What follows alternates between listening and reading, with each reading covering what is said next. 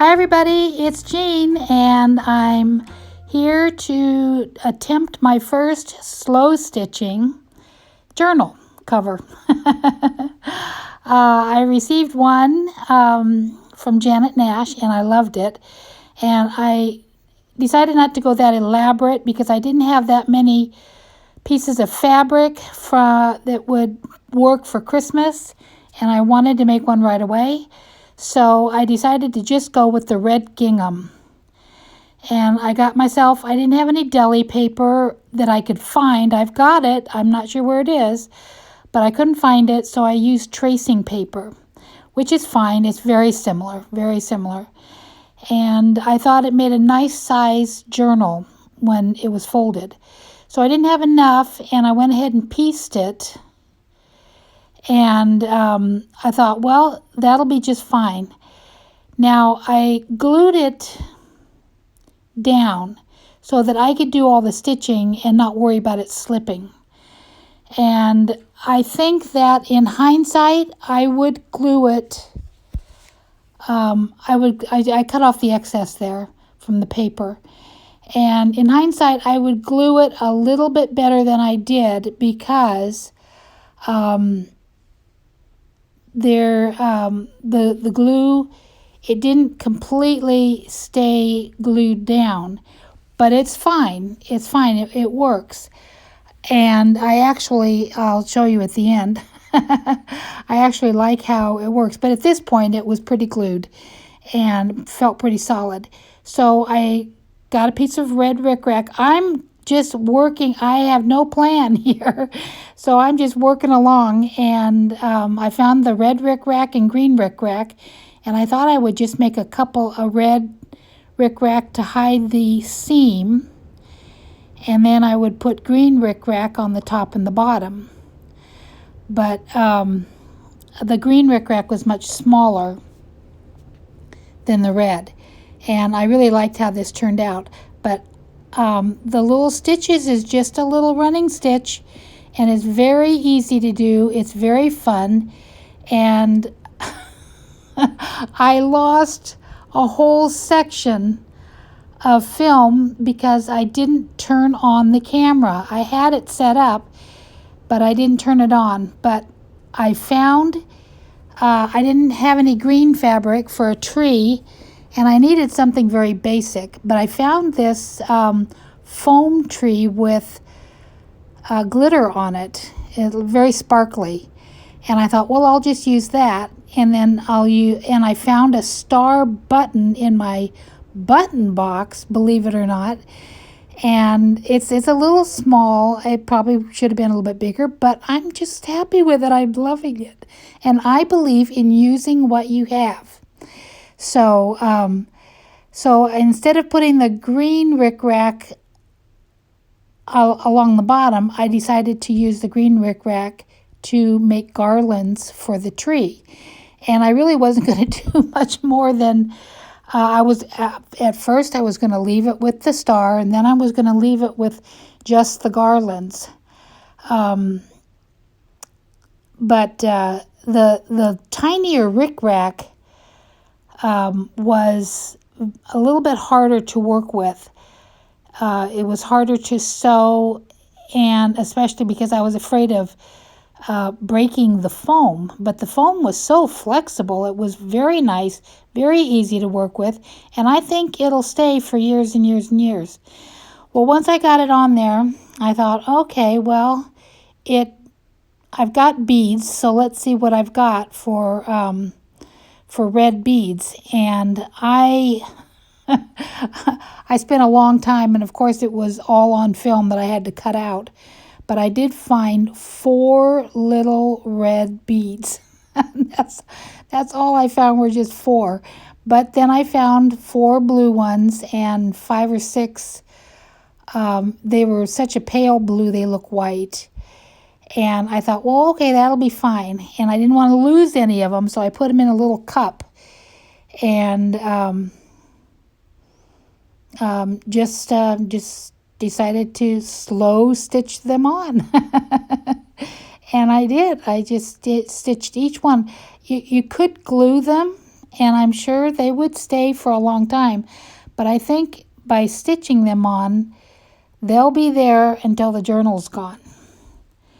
And it was very easy to stitch each one on, and I thought it would be time consuming and I would get bored, and it's not really my thing to do this kind of stitching because I do get bored easily. I should have been in the room watching TV or something while I was doing it, but I was filming, and I wanted to show you all the steps. And so so I did all of them, and I got them all on there, and I thought they scattered nicely. I thought they looked a little random and covered the tree just fairly nicely without being too much.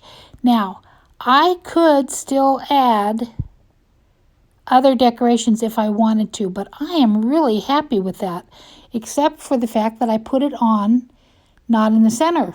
So I needed something to balance it, and I went ahead and put another strip of the red rickrack.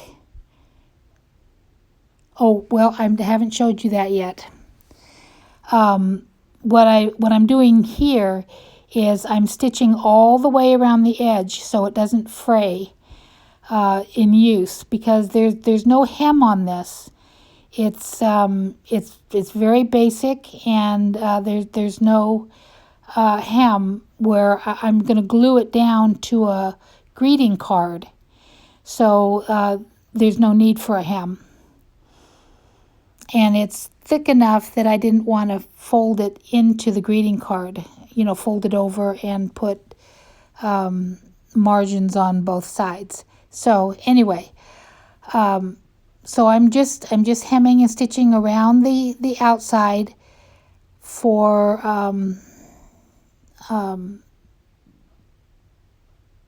good reason. I've kind of lost my train of thought there. My desk is a mess. I was a mess. I really hadn't planned on filming this. I really thought this would take a lot longer to do. It just took me just a few hours in the afternoon to make the journal from start to finish. And it's kind of nice how it worked out because I really didn't have a plan. So I just kind of improvised as I went. And I probably, in hindsight, just so that you know, find your greeting card first so you know exactly what size to use, because the largest greeting card I could find was just a little bit too small, and I had to cut off some of what I had done.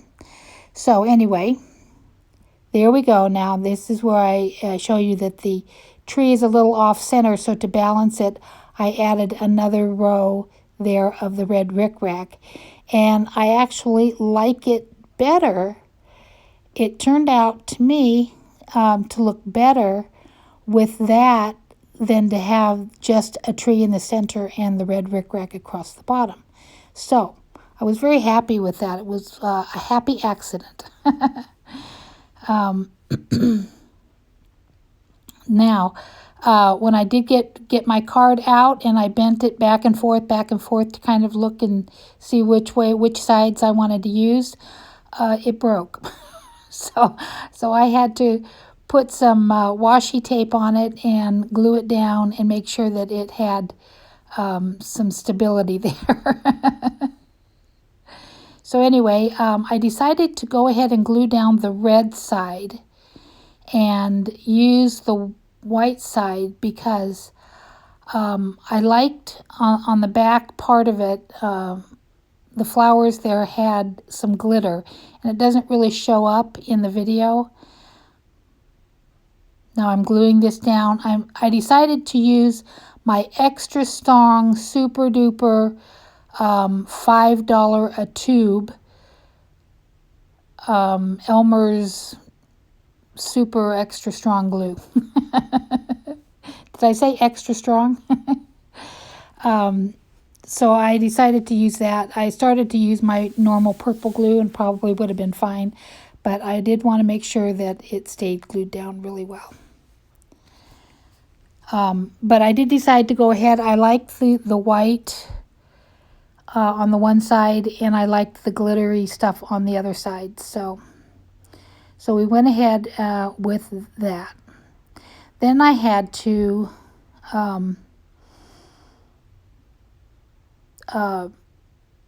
figure out how to smooth out the edges because the card was a little bit smaller than I had planned. And I didn't want to cut off the part that I'd already sewn and then try and re-sew it. So I used some eyelet cotton because at first I got out my regular lace, and which is what I normally like to use, but the eyelet cotton seemed country, kind of like the gingham seemed a little country. So I thought it matched better. And I went all the way around in just one piece, just gluing it down. And again, another happy accident because I really like it.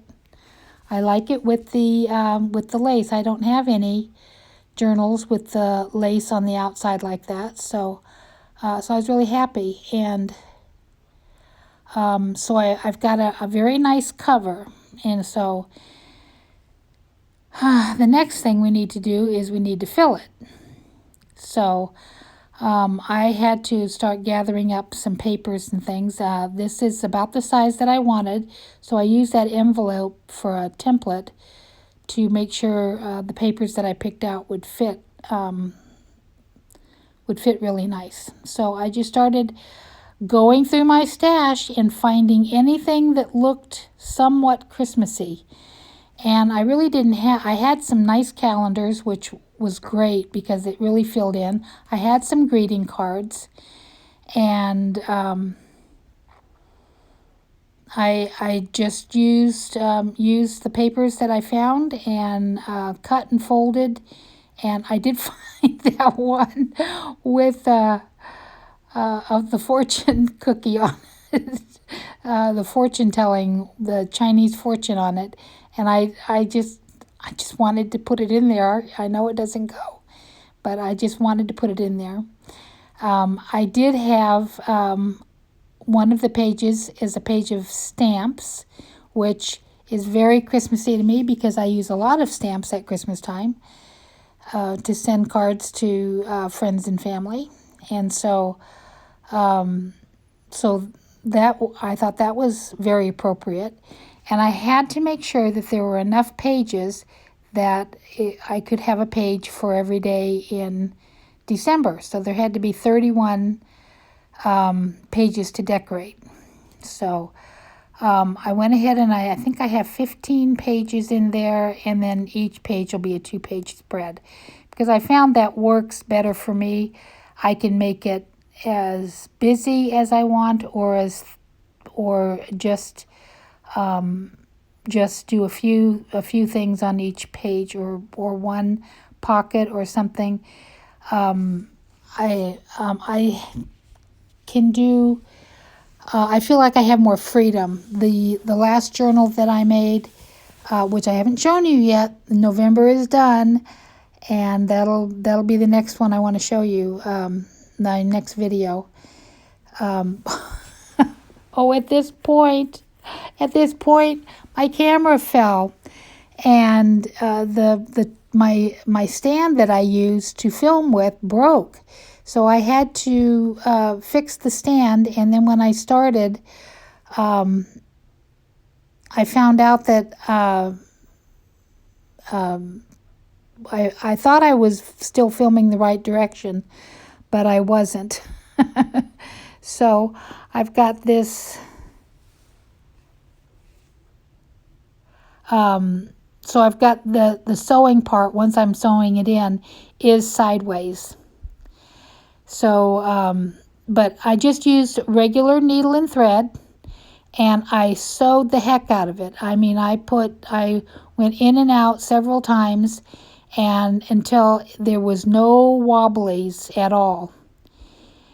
And then this is what it looks like. These are the pages, and this is how they turned out. And I was pretty happy with it. The only thing I don't like about using calendar pages is the calendar sides are upside down. But it doesn't matter because I'm going to be covering them anyway. But just when I'm flipping through it, I don't like seeing the upside down pages. But that's perfectly fine. I wanted to have this December calendar, and I fixed it so it was right side up. But I had to lose this bird on this side, this beautiful bluebird. So that was hard, but I have plenty of birds in here. In fact, I have a lot of birds in this, birds and snowmen. There's the other side of the bluebird, and I just really didn't want to lose it. But I did have the full December calendar to compensate, plus another full bird. But you can see there how pretty that bluebird was. And I did get this bird. This bird is on the other side of the bluebird. And there's my page of stamps. And then another upside down calendar. My little snowmen. I love snowmen at Christmas time. They're my very favorite decoration. And then just plenty of pages to decorate. One full spread for every day. Ho, ho, ho. And it's going to be a Merry Christmas working in this journal. I am so happy that you watched. And I'm going to show you here how this sounds. I think that you can hear the crinkle of this sound, which I just love. I love that. So, all these little mistakes that I have, they just work out for good. And I'm just really happy. I'm very happy with my journal. And I had a lot of fun doing the slow stitching. And it's very simple and basic. And now you can see that anybody can do it if I can do it. So, we'll talk to you later. And thank you so much for stopping by. Be sure and like, and hit that like button and leave a comment. I love your comments. So just leave a comment and say hello, say Merry Christmas, say happy journaling, or I have a journal too, or let me know a little bit about you. And tell me which is your very favorite picture in this book. Okie doke? Okay, thanks a lot. And I will see you next time. Bye-bye.